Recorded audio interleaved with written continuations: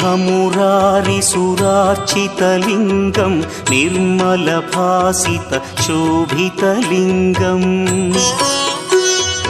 जन्मजदुःखविनाशकलिङ्गं तत्प्रणमामि सदा शिवलिङ्गम् देवमुनिप्रवरार्चितलिङ्गं कामदहन करुणाकरलिङ्गम् रावणदर्पविनाशकलिङ्गं तत्प्रणमामि सदा शिवलिङ्गम्